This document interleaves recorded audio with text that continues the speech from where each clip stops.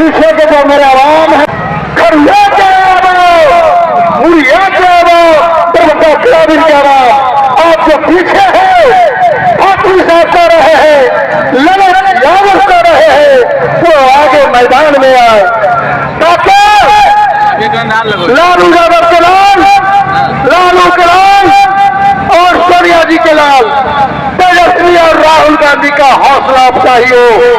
आज एक दूसरे से आमने सामने मुखातिब हो सके, किसी अपराध के सामने आए। माता वालों का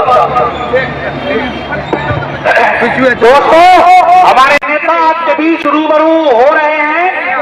मंच पर उपस्थित हमारे गार्जियन और चाचा अब्दुल बारिश सिद्दीकी साहब, मंच पर उपस्थित राष्ट्रीय जनता दल के राष्ट्रीय अल्पसंख्यक प्रकोष्ठ के